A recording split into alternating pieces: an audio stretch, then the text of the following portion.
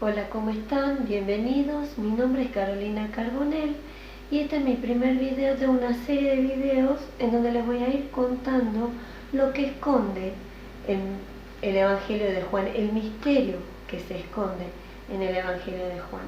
Antes que nada quiero aclararles que esta serie de videos que estoy por grabar más bien tiene la intencionalidad de un encuentro ecuménico de respeto y tolerancia en donde podamos compartir nuestras ideas, nuestros puntos de vista y nuestras creencias, nuestras doctrinas.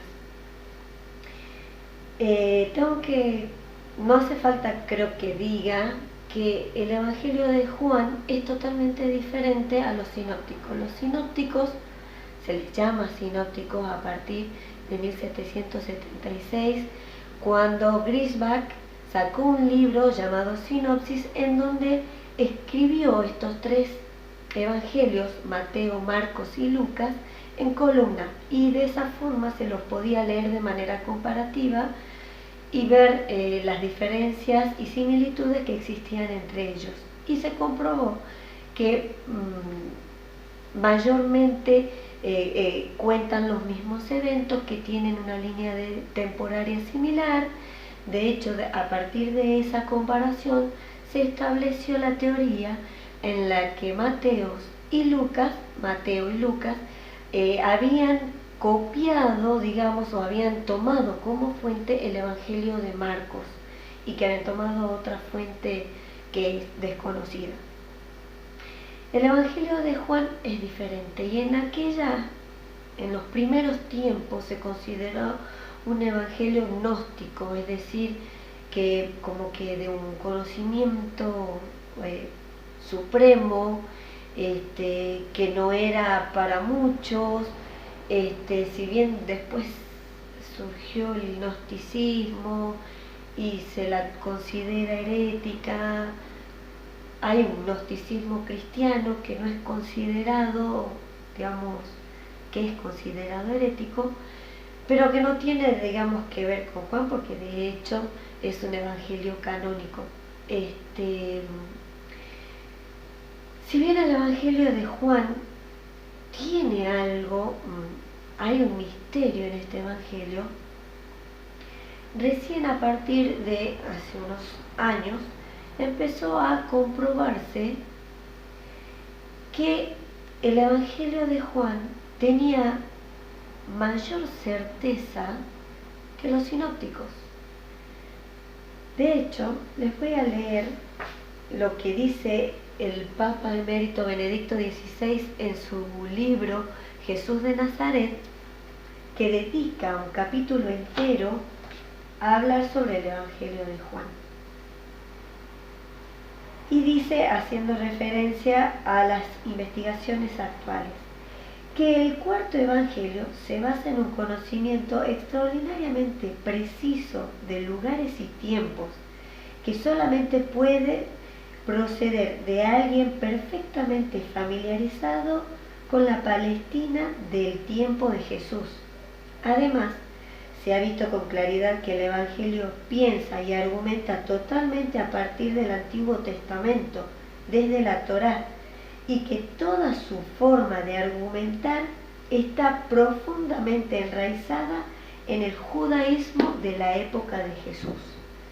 Es decir, que ahora se sabe de la precisión, de la certeza, de ese lenguaje culto, de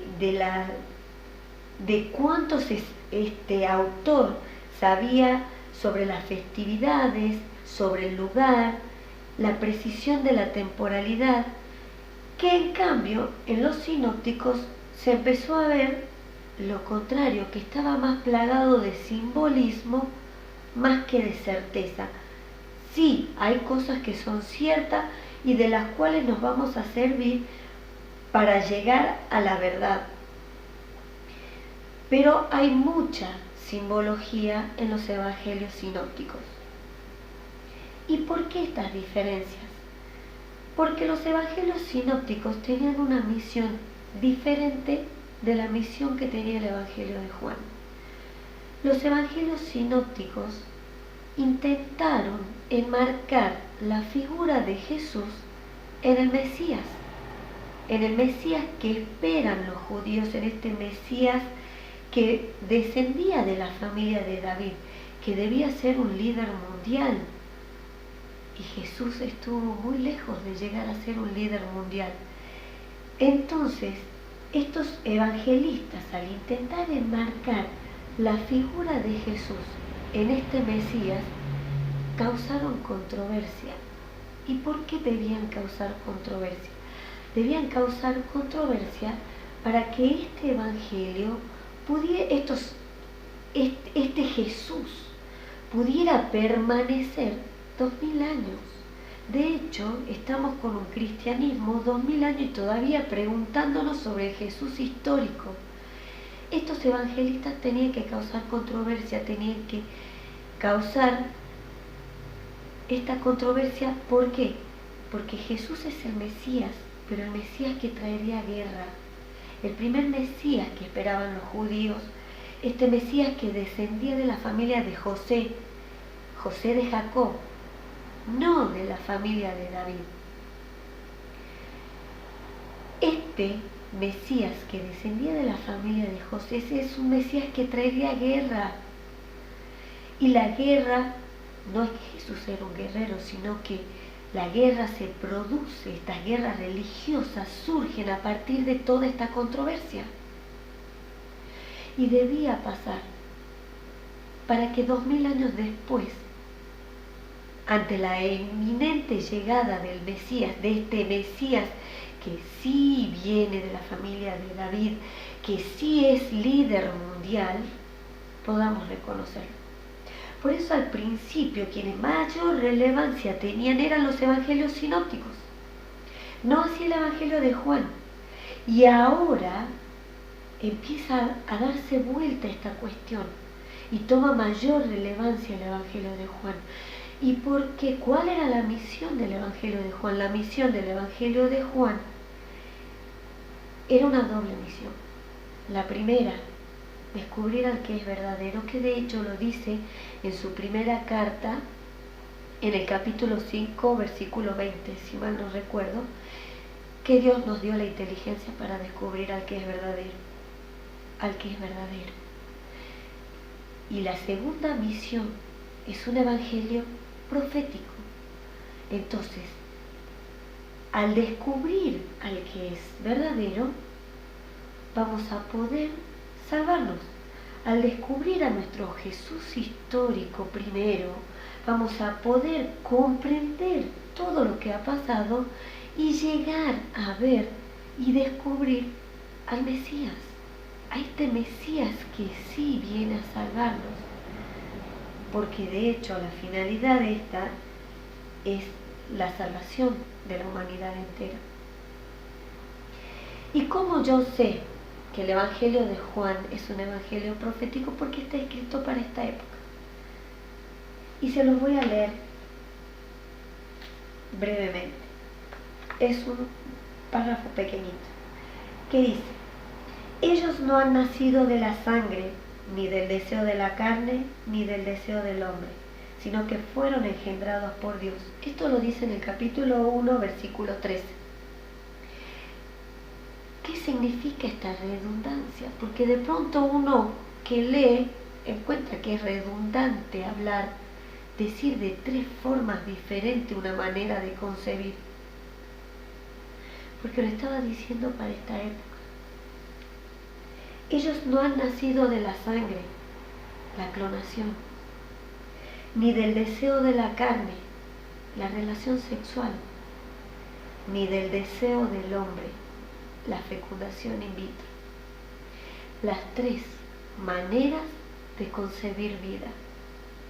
Era un evangelio que estaba escrito para esta época, para que podamos poner nuestra inteligencia para tratar de descubrir al que es verdadero, para descubrir a nuestro Mesías, para poder salvarnos. Y no es una inteligencia que viene de un gnosticismo, algo que era un conocimiento trascendental al que no muchos podían acceder, no. Es una inteligencia que cualquier ser humano tiene. Una inteligencia que nos contesta que 2 más 2 es 4, que cuando leemos un texto lo podemos comprender, una inteligencia que todos tenemos y que al momento de contar todo esto cualquiera lo puede comprender, porque la idea es salvarnos a todos, no es una salvación para unos cuantos superdotados en inteligencia, no, es una salvación para todos. Y esa es la misión que tiene el Evangelio de Juan. Y poco a poco vamos a ir descubriendo qué es lo que nos cuenta este evangelista en su evangelio, en sus escritos, que si bien no es Juan, después vamos a hablar sobre el autor del evangelio, pero vamos a ir descubriendo poco a poco sobre todo lo que nos cuenta. Fundamentalmente, primero, tratar de llegar a descubrir nuestro Jesús histórico, y después vamos a descubrir y vamos a hablar sobre el Mesías, que ya está acá.